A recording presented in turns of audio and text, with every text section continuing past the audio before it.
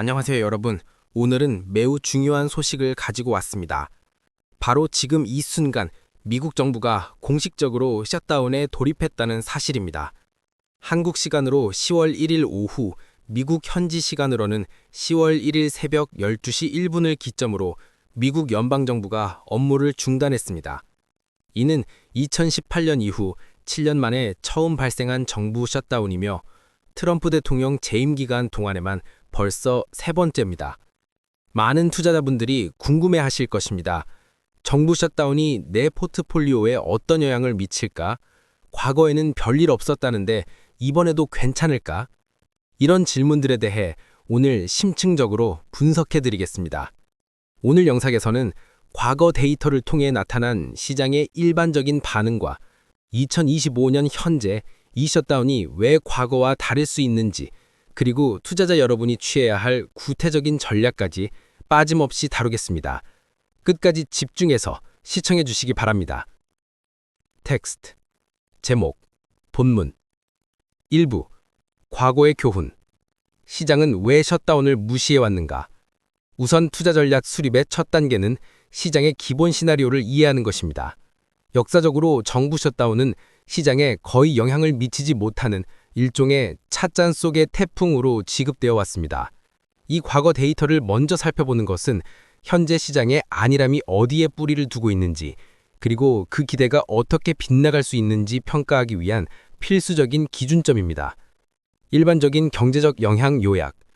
정부 셧다운은 대부분 단기적인 사건이며 그로 인한 경제적 피해는 제한적이고 신속하게 복구되는 경향을 보였습니다. 일반적으로 통용되는 경원법칙에 따르면 셧다운 1주당 미국 국내 총생산 GDP가 약 0.2%포인트 감소하지만 정부 기능이 정상화되면 대부분의 경제 활동이 재개되면서 손실이 빠르게 만회됩니다. 이러한 시장의 무관심은 확고한 경험에 근거합니다. 가장 대표적인 사례가 바로 2018년에서 2019년까지 이어진 35일간의 최장기 셧다운입니다. 당시에도 투자자들은 일시 해고된 연방 공무원들이 결국 업무에 복귀하고 밀린 급여를 소급 적용받을 것이라는 사실을 알고 있었습니다. 따라서 이를 영구적인 소득 손실이 아닌 일시적인 지연으로 간주했고 경제와 시장에 미치는 장기적인 영향은 거의 없었습니다. 역사적 시장 반응 분석. 월스트리트는 일반적으로 셧다운 위험에 크게 동요하지 않는 모습을 보여왔습니다. 구체적인 수치를 살펴볼까요? 트로이스트 웨스의 데이터에 따르면 1976년 이후 발생한 정부 셧다운 기간 동안 S&P 500 지수는 평균적으로 거의 변동이 없었습니다. 더 놀라운 사실은 2018년 말에 시작된 셧다운 기간 동안 미국 주식시장이 무려 10% 급등하는 이례적인 강세를 보였다는 사실입니다. 뱅크 오브 아메리카의 분석에 따르면 1990년 이후 셧다운 전후를 비교했을 때 S&P 500은 평균 1% 상승했습니다. 셧다운이 끝난 후 1개월과 3개월 시점에서도 각각 1.2%와 2.9% 상승했다는 통계도 있습니다. 트루이스트 웨스의 최고 투자 책임자인 키스 러너는 이렇게 말했습니다.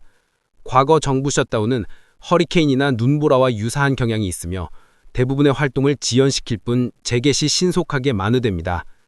이러한 역사적 회복 탄력성이 바로 시장의 기저에 깔려있는 낙관론의 근거입니다. 실제로 오늘 10월 1일 수요일 정부 셧다운이 공식적으로 시작되었음에도 불구하고 미국 주식시장은 소폭 상승세로 마감했습니다. S&P 500은 0.34% 상승하며 사상 최고치를 경신했고 다우지수는 43포인트 상승, 나스닥은 0.42% 상승했습니다. 하지만 여러분, 바로 이 지점이 가장 위험한 맹점이 될 수 있습니다. 과거의 패턴이 미래를 보장하지 않기 때문입니다. 그렇다면 이번 2025년 셧다운은 무엇이 다를까요? 2부, 2025년 셧다운이 다른 이유, 3가지 핵심 위험 요인. 과거 데이터에 기반한 스트라타우즈는 안정된 환경에서는 유효하지만 구조적 변화가 발생할 때는 가장 큰 위험이 됩니다. 저는 이번 셧다운 국면에 과거와는 질적으로 다른 3가지 구조적 위험이 존재한다고 분석하며 이는 기존의 투자 각본을 무효화시킬 수 있는 잠재력을 가집니다. 위험 요인 1. 대량 해고의 위협. 첫 번째이자 가장 중요한 차이점입니다.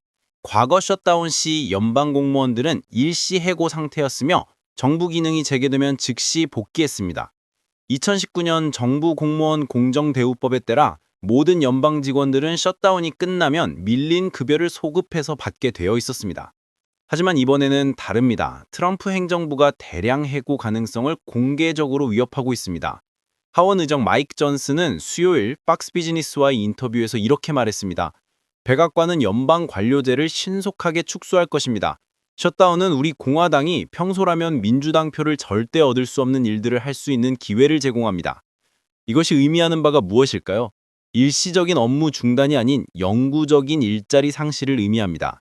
의회 예산국 CBO에 따르면 이번 셧다운으로 하루에 약 75만 명의 연방 직원이 일시 해고될 것으로 추산됩니다.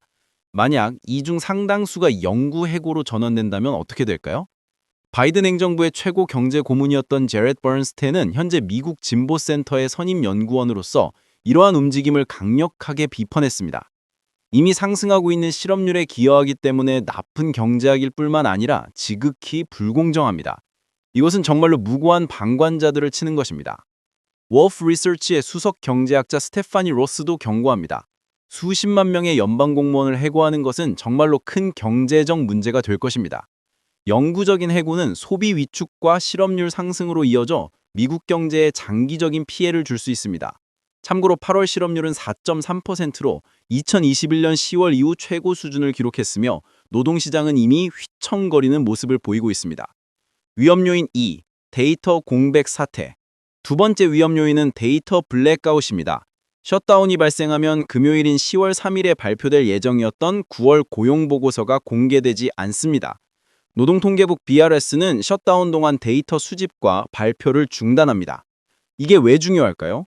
연준이 이 고용 데이터를 보고 금리 정책을 결정하기 때문입니다. 연준은 9월 17일 첫 번째 금리 인하를 단행했고 10월 29일 두 번째 금리 인하가 예상되고 있습니다. 현재 시장은 10월 금리 인하 확률을 약 90%로 보고 있습니다. 그런데 핵심 고용 데이터가 없다면? 연준은 사실상 눈을 가리고 정책을 결정해야 합니다. 시티그룹의 글로벌 수석 경제학자 네이튼 시치는 이렇게 말합니다. 이미 노동시장 데이터를 해석하는 것이 충분히 복잡한데 데이터를 사용할 수 없는 기간이 있다면 그 도전은 훨씬 더 커질 것입니다. 더 심각한 문제는 만약 셧다운이 최소 12일 이상 지속된다면 11월 초에 발표될 10월 고용보고서에 기반이 되는 설문조사 과정까지 중단될 수 있다는 것입니다. 칼시 예측 시장에 따르면 현재 셧다운이 평균 11.1일 지속될 것으로 예상되고 있으며 폴리마켓에서는 10월 15일 이후에야 해결될 확률이 38%로 가장 높게 나타나고 있습니다. 미 노동부는 장기 셧다운이 향후 발표될 데이터의 질까지 훼손할 수 있다고 경고하고 있어 문제의 심각성을 더합니다. 물가 데이터 수집도 중단될 수 있는데 이는 트럼프 행정부의 관세 정책이 인플레이션을 자극하고 있는지 파악하는 데 결정적인 데이터입니다. 위험 요인 3. 취약한 경제 상황. 세 번째 위험 요인은 타이밍입니다. 2025년의 미국 경제는 과거 예산 싸움이 벌어졌을 때보다 훨씬 더 취약한 상황에 놓여 있습니다. JP모건 아셋 매니지먼트의 수석 글로벌 전략가 데이빗 켈리는 명확하게 말합니다. 타이밍이 나쁩니다. 이번에는 조금 더 위험합니다. 구체적으로 어떻게 취약할까요? 노동부 통계에 따르면 2025년 상반기 동안 경제 성장률은 연평균 1.8% 수준이었습니다. 연준은 2025년 GDP 성장률을 1.6%로 전망하고 있으며 실업률은 연말까지 4.5%까지 상승할 것으로 예상합니다. 이미 고용시장은 불안한 모습을 보이고 있으며 특히 소수 인종과 젊은 층의 실업률이 더 빠르게 상승하고 있습니다. 흑인 노동자의 실업률은 8월 기준 7.5%로 2021년 10월 이후 최고 수준입니다. 연준 의장 제롬 파월은 이러한 취약계층의 실업률 상승이 경제 침체의 탄광 속 카나리아 역할을 한다고 언급했습니다. 위험의 증폭작용. 가장 무서운 점은 이 세 가지 위험 요인이 개별적으로만 작용하는 것이 아니라 서로 맞물려 파급력을 증폭시킨다는 것입니다. 시나리오를 상상해 보십시오. 취약한 경제 상황에서 대량 해고가 현실화됩니다. 그 충격은 과거와 비교할 수 없을 정도로 클 것입니다. 여기에 데이터 공백까지 겹치면 정책 결정자들과 투자자들은 경제가 얼마나 빠르게 악화되고 있는지 파악할 수 없는 시계 제로 상황에 놓이게 됩니다. 얼리미티드 펀즈의 CIO인 밥 엘리엇은 이렇게 분석합니다. 시장이 정두 셧다운이 경제에 중요하지 않을 것이라는 오래된 각본에 따라 행동하고 있습니다. 거시 경제 전문가는 본래 걱정이 많은 사람들이지만 이번 셧다운은 우리가 기대해왔던 것과 다를 위험이 있는 것 같습니다. 이러한 새로운 위험 요소들이 복합적으로 작용할 경우 투자자들이 체감하는 불확실성은 과거와는 비교 불가능한 수준으로 증폭될 것이며 이는 패닉셀링을 유발할 수 있습니다. 2부 포트폴리오 전략, 투자자가 취해야 할 행동. 그렇다면 투자자 여러분은 어떻게 대응해야 할까요? 거시 경제 분석을 개인의 투자 및 은퇴 계획에 적용하는 실질적인 과정이 중요합니다. 현재 시장 심리 분석. 오늘 10월 1일 정부 셧다운이 시작되었음에도 불구하고 시장은 사상 최고치를 경신했습니다. 이것이 의미하는 바는 무엇일까요? 시장은 여전히 과거의 경험에 근거해 움직이고 있다는 것입니다. CNN의 보도에 따르면 투자자들은 여전히 기업 실적 호조와 연준의 금리 인하 기대감에 집중하고 있습니다. 3분기 기업 실적이 예상을 상회하고 있고 연준이 10월과 12월에 추가 금리 인하를 단행할 것이라는 기대가 주가를 떠받치고 있습니다. 그러나 일부 전문가들은 경고합니다. 글로벌트 인베스트먼츠의 선임 포트폴리오 매니저 키스 뷰캐넌은 이렇게 분석합니다. 시장이 더 끈적하고 논쟁적인 셧다운의 위험을 제대로 인지하고 있지 않다고 생각합니다. 시장이 과거보다 더 악화될 위험을 적절하게 가격에 반영하고 있지 않다고 봅니다. 웰스파고 인베스트먼트 인스티튜트의 투자 전략 분석가 제니퍼 티머맨도 유사한 견해를 밝혔습니다. 셧다운이 경제에 미치는 영향은 작고 일시적일 것으로 믿지만 특히 정부 경제 보고서 지연으로 연준의 금리 인하 경로가 불투명해진다면 금융시장 변동성을 자극할 수 있습니다. 이러한 환경에서 투자자와 415K 가입자는 다음과 같은 전략적 접근을 취해야 합니다. 첫째, 과거 데이터의 함정에 경계하십시오. 역사적으로 셧다운이 시장에 미미한 영향을 미쳤다는 사실에만 의존하여 투자 결정을 내리는 것은 위험합니다. 이번 셧다운은 과거와 다른 구조적 변수들을 포함하고 있음을 명확히 인지해야 합니다. 둘째, 핵심 변수에 대한 명확한 관전 포인트를 설정하십시오. 단순히 상황을 지켜보는 것을 넘어 다음과 같은 핵심 신호를 주시해야 합니다. 대량 해고 위협이 단순한 정치적 수사를 넘어 구체적인 행정명령 초안 등의 형태로 가시화되는지 확인하십시오. 트럼프 행정부가 실제로 영구 해고 절차를 시작한다면 이는 시장 심리를 급격히 냉각시킬 수 있는 명확한 신호입니다. 경제 데이터 발표 지연이 10월 고용보고서 조사 기간을 침범하는 12일을 넘어서는지 주목하십시오. 만약 셧다운이 10월 12일 이상 지속된다면 이는 11월 초 데이터까지 영향을 미쳐 연준의 12월 금리 결정에 큰 불확실성을 가져옵니다. 셋째, 불확실성에 대한 대비가 필요합니다. 이는 섣부른 매도나 매수를 의미하는 것이 아닙니다. 오히려 현재 포트폴리오의 위험 수준을 점검하고 장기적인 관점을 유지하는 것을 뜻합니다.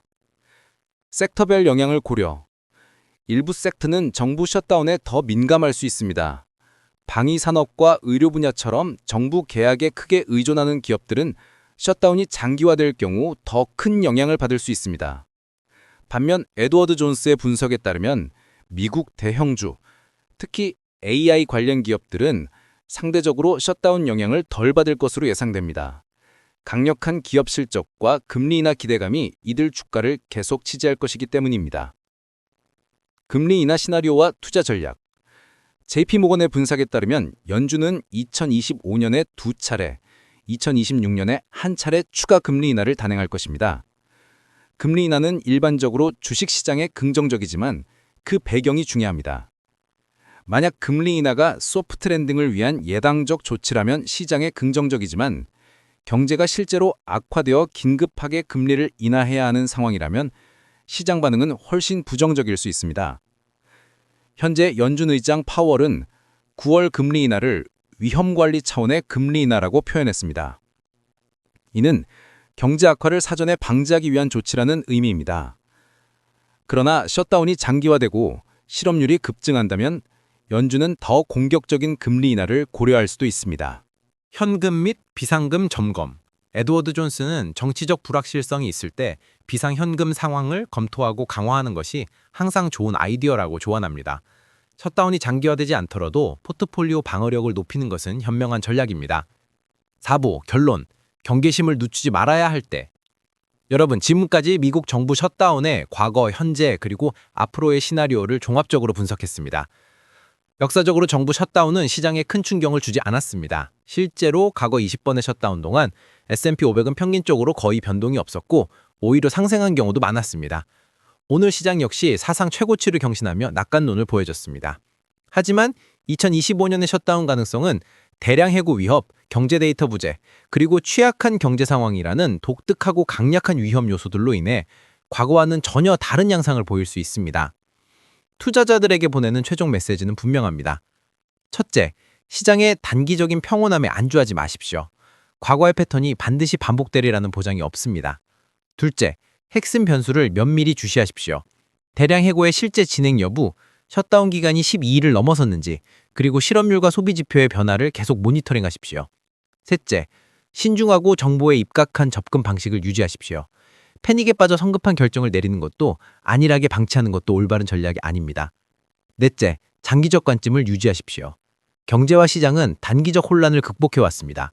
하지만 그 과정에서 적절한 위험 관리가 필수적입니다. 웰스파고의 조언대로 셧다운으로 인한 시장 약세는 오히려 우량주를 추가 매수할 기회가 될 수도 있습니다. 그러나 그 기회를 잡기 위해선 현재 포트폴리오의 현금 비중과 위험 노출을 미리 점검해야 합니다. GDS 웰스 매니지먼트의 투자 책임자 글렌 스미스가 말했듯이 정부 셧다운은 주식시장의 걱정의 벽에 또 다른 벽돌이 추가되는 것이다. 높은 밸류에이션과 강력한 9월 실적 이후 시장이 취약할 수 있다는 우려가 있는 시점에 셧다운이 겹쳤습니다. 지금은 그 어느 때보다 경계심을 늦추지 말아야 할 때입니다. 글로벌 시장에 미치는 영향. 미국 정부 셧다운의 영향은 미국 시장에만 국한되지 않습니다. 한국을 포함한 글로벌 투자자들도 주목해야 할 부분들이 있습니다. 첫째, 달러 약세 가능성. 셧다운이 장기화되고 미국 경제에 대한 우려가 커지면 달러는 약세를 보일 수 있습니다. 실제로 10월 1일 셧다운 시작 직후 달러 인덱스는 0.2% 하락했습니다. 달러 약세는 신흥시장 자산과 금과 같은 안전자산에 긍정적일 수 있습니다. 실제로 금은 10월 1일 올해 39번째 사상 최고치를 기록했습니다. 둘째, 연준의 금리 정책 불확실성이 글로벌 자본 흐름에 영향을 미칠 수 있습니다. RSM US의 수석 경제학자 조 브루스 엘라스는 이렇게 말합니다. 미국 정부 셧다운이 한 달 내내 연장되어 2018년, 2019년의 기록적인 셧다운에 근접한다면 이는 10월 말에 연준의 정책 결정에 영향을 미칠 것이고 글로벌 자본 흐름, 금리, 외환 시장에 영향을 줄 것입니다. 셋째, 미국 국채 수익률의 변동성이 증가할 수 있습니다. 10월 1일 미국 10년무 국채 수익률은 민간 고용 데이터가 예상보다 약하게 나온 후 4pp 하락했습니다. 셧다운이 장기화되면 채권 시장의 변동성이 더욱 커질 수 있습니다. 아버딘의 부수석 경제학자 루크 바톨로뮤는 셧다운이 미국의 제도적 신뢰성, 재정 상태, 그리고 기능 장애에 대한 우려를 가중시킨다고 지적했습니다. 실물 경제에 미치는 영향. 투자자가 아니더라도 셧다운은 여러분의 일상에 영향을 줄 수 있습니다. 연방 공무원들은 급여를 받지 못합니다. 비록 셧다운이 끝나면 소급 지급되지만 그 기간 동안 생활비 압박을 받을 수 있습니다. 무디스의 수석 경제학자 마크 잔디는 2주 미만의 셧다운은 가계 재정에 중대한 또는 지속적인 영향을 미치지 않을 것이만 주가 지날수록 부정적 효과가 누적된다고 말합니다. 공항 보안성 검색대 대기 시간이 길어질 수 있습니다. TSA 직원과 항공교통관제사들은 계속 근무하지만 급여를 받지 못합니다. FAA의 신규 항공교통관제사 훈련도 거의 확실하게 지연될 것입니다. 국립공원들이 폐쇄될 수 있습니다. 스미소니언 박물관은 10월 6일 월요일까지는 이전 연도 예산 자금을 활용해 운영하겠다고 발표했지만 그 이후에는 폐쇄될 수 있습니다. 자유의 여신상과 같은 상징적인 기념물도 폐쇄 위험에 처해 있습니다. 모기지 신청이 지연될 수 있습니다. 연방 홍수보험 프로그램은 셧다운 동안 즉시 신규 정책 발급을 중단합니다. TD 카원의 금융서비스 정책 분석가 제러트 사이버그는 이는 연방 홍수보험이 필요한 모기지를 처리할 수 없다는 것을 의미합니다. 학자금 지원 관련 서비스가 중단될 수 있습니다. 교육부는 웹사이트의 정보가 업데이트되지 않을 수 있으며 문의에 대한 응답이 없을 수 있다고 경고했습니다. 2026년 FAFSA 신청 시즌이 지난주에서 공식적으로 시작됐지만 셧다운으로 인해 지원 서비스가 제한될 것입니다. 영양 지원 프로그램인 WIC는 빠르게 자금이 금고되어 어린이와 부모에게 식량을 제공할 수 없게 될 것입니다. 장기 셧다운의 경우 SNAP 혜택도 영향을 받을 수 있습니다. 정치적 배경과 해결 전망. 이번 셧다운의 정치적 배경을 이해하는 것도 중요합니다. 공화당과 민주당은 지출 법안을 놓고 교착 상태에 빠져 있습니다. 화요일 상원은 민주당이 지지하는 지출 법안과 공화당의 임시 지출 법안 모두를 부결시켰습니다. 민주당 법안은 의료보험 적용 확대법 하에 의료보조금을 연장하고 메디케이드 삭감을 되돌리려 했지만 실패했습니다. 공화당의 7주 임시지출안도 통과되지 못했습니다. 수요일 상원은 다시 한번 하원 공화당의 임시지출 법안을 거부했습니다. 55대 45로 부결되었으며 통과를 위해서는 60표가 필요했습니다. 이는 24시간도 안 되어 두 번째로 같은 결과입니다. 공화당 지도부는 셧다운을 연방정부 규모를 줄일 기회로 보고했습니다. 하원 의장 마이크 존슨은 민주당 표를 절대 얻을 수 없는 일들을 할 수 있는 기회라고 공개적으로 말했습니다. 민주당은 의료비 급증에 대한 우려 때문에 공화당의 제안을 받아들이지 않고 있습니다. ACA 보조금이 연말에 만료되면 우리 지역구에서만 약 3만 8천 명이 연간 수백 달러의 보험료 인상을 경험할 것이라고 숄텔 브라운 하원 의원은 밝혔습니다. 예측 시장 데이터를 보면 이번 셧다운이 상당 기간 지속될 가능성이 높습니다. 칼시에서는 평균 11.1일, 폴리마켓에서는 10월 15일 이후 해결될 확률이 38%로 가장 높게 나타나고 있습니다. 자, 여러분이 실제로 취할 수 있는 구체적인 행동들을 정리해드리겠습니다. 즉시 실행할 것들. 1. 포트폴리오 점검. 현재 보유 주식 중 정부 계약에 크게 의존하는 방위산업, 의료서비스 기업의 비중을 확인하십시오. 2. 현금 비중 확인. 긴급자금과 투자 가능 현금의 비율을 점검하십시오. 시장이 급락할 경우 우량주를 매수할 여력이 있는지 확인하십시오. 3. 뉴스 알림 설정. 대량 해고 실행, 셧다운 12일 도과, 고용 데이터 발표 지연에 대한 뉴스 알림을 설정하십시오. 주간 모니터링 항목. 1. 셧다운 기속 기간. 매일 업데이트되는 셧다운 기간을 추적하십시오. 12일이 넘어가면 더욱 신중한 접근이 필요합니다. 2. 정치적 진전. 의회 협상 진행 상황을 주시하십시오. 양당이 타협점을 찾고 있는지 확인하십시오. 3. 경제지표 대체 데이터. 공식 정부 데이터가 없는 동안 ADP 민간 고용 데이터, 실업수당 청구 건수, PMI 지수 등 대체 경제지표에 주목하십시오. 4. 월간 전략 검토. 셧다운이 장기화될 경우 정부 의존도가 낮은 섹터로 일부 비중을 이동하는 것을 고려하십시오. 3. 국제분산 투자. 미국 시장의 불확실성이 높아지면 유럽이나 아시아 시장으로의 일부 분산을 고려하십시오. 3. 방어적 아셋 검토. 채권, 금, 달러 해지 상품 등 방어적 아셋의 비중을 검토하십시오. 하지 말아야 할 것들. 1. 패닉 매도하지 마십시오. 시장은 단기적으로 변동성을 보일 수 있지만 과거 모든 셧다운은 해결됐고 시장은 회복했습니다. 2. 전량 현금 전환하지 마십시오. 완전히 시장을 떠나면 회복 시점을 놓칠 수 있습니다. 3. 레버리지 투자 확대하지 마십시오. 불확실한 시기에 빚을 내서 투자하는 것은 위험합니다. 전문가들의 최종 조언. 짐 크레이머는 CNBC를 통해 이렇게 조언합니다. 정부 셧다운에 관해서는 제 메시지는 간단합니다. 침착하게 계속 나아가십시오. 왜냐하면 주식시장은 이런 상황에서 보통 괜찮게 해내기 때문입니다. 그러나 그는 동시에 경고합니다. 셧다운이 주요 경제 데이터 발표를 지연시켜 연준의 금리 결정을 어렵게 만드는 것이 주요 우려사항입니다. 라고 이야기합니다. 골드만삭스 에셋 매니지먼트의 고정수익 마크로 전략 책임자 시몬 당구르는 이렇게 분석합니다. FOMC의 과반수가 올해 2차례서 금리 인하를 목표로 위원회의 비둘기파가 이제 주도권을 잡은 것을 나타냅니다. 인플레이션의 상당한 상승 서프라이즈나 노동시장 반등이 없는 한 연준이 현재의 완화 궤도에서 벗어나기는 어려울 것입니다. 모건 스탠리 웰스 매니지먼트의 수석 경제전략가 앨런 젠트너는 이렇게 말합니다. 인플레이션이 역전되진 않지만 재가속하지는 않는다. 다음 주 고용 발표에서 큰 상승 서프라이즈가 없는 한 연준은 10월 말에 또 다른 금리 인하를 제공하는 궤도를 유지해야 한다고 말합니다.